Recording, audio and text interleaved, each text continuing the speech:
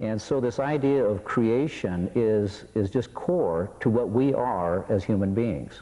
Okay. And so love, oneness, and creation are my three foundations. And any question that I'm asked, I can go to those foundational concepts and answer those questions. So it's helped me immensely in my spiritual path. Yeah. Mm-hmm. Well, I have a question. Yes. that Good. You can tie into those three concepts.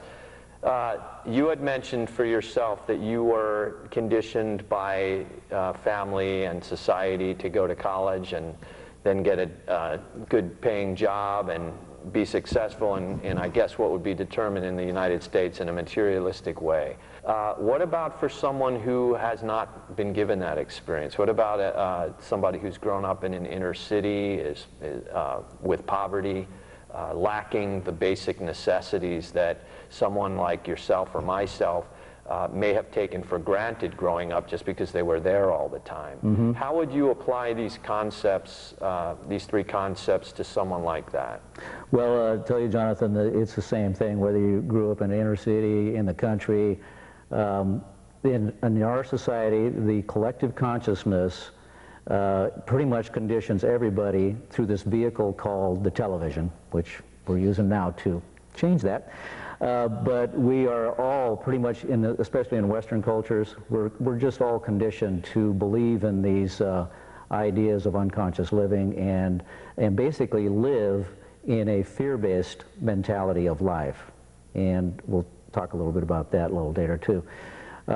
And so there's really no difference where you grew up. If you grew up in America, unless you had very enlightened parents and were pretty much kept away from the TV during your formative years, you have been conditioned to believe in this idea that we live in fear and lack and are conditioned to believe that you have limits based on your life. And so these form your core belief systems, and they are formed very early in your life. And there's nothing wrong with this. It's not right or wrong or good or bad. It's just what is right now.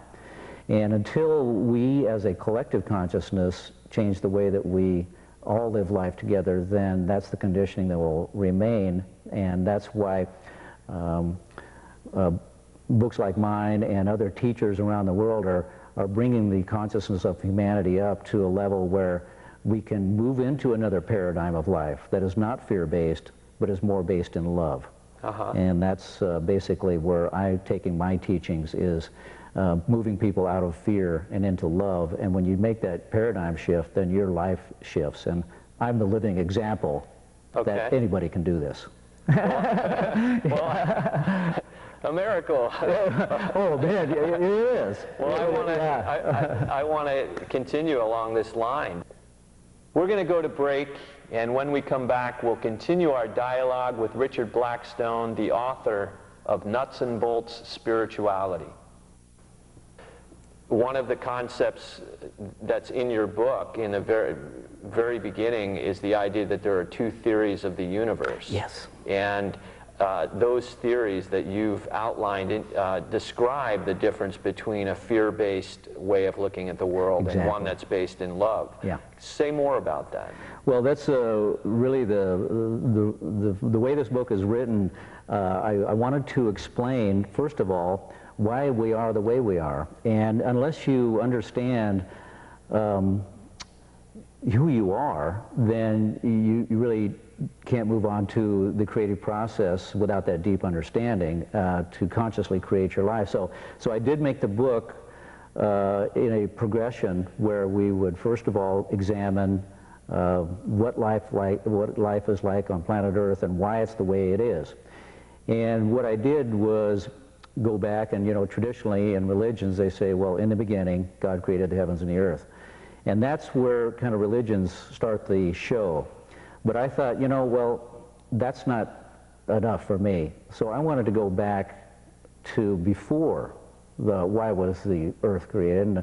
And I thought, well, what possessed this entity, this source of all existence, this thing we call God traditionally, why did he create the heavens and the earth?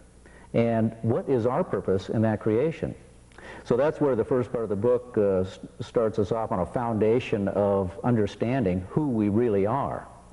And when you start to realize that, then you understand that, okay, if the first concept of love is that everything is love, then when God created this universe of relativity, the reason he did it is so that we could experience love.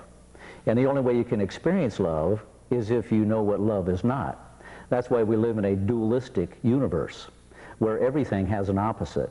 You know, left, right, up, down, in, out, male, female. So we live in a universe of relativity, and the reason for that is so that we can experience love. Because you can't experience love is all there is. See, it's an absolute. So it's really a beautiful symmetry that this God created in creating this dualistic universe of opposites. And so the big opposite, of course, is love on one end of the scale, which is the absolute, and the opposite of that is fear. So we have the ability to experience love by knowing what love is not, basically fear. And that's the two theories of the universe. And the way it manifests itself in physical form with human beings is that we have created these two theories of the source, this thing we call God.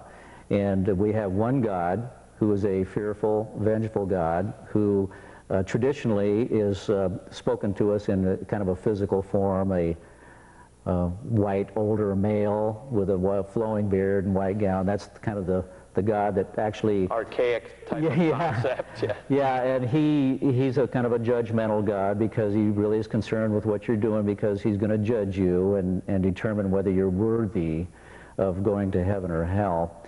And so that's the fear-based God. That's one theory of the universe. And then the other theory of the universe is this God that is a universal loving energy source that is basically unconditional love, and it does not judge you. Basically, it sends you well-being constantly and allows you to create your life in the same manner that God created the universe.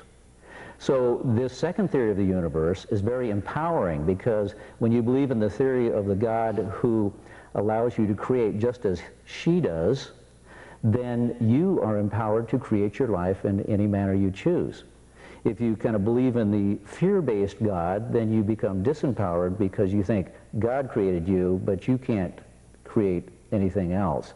You're just kind of at the mercy of what the world throws at you. And that's when I was, you know, living unconsciously, sleepwalking, that's kind of was my theory about the world. You know, I'd wake up and go, well, I wonder what's going to happen today. You know, I'd have no control. And now, of course, I wake up and go, what am I going to manifest today? I have complete control of my life, and I can create into it whatever I choose to be, do, or have. And believe me, I've tried both sides.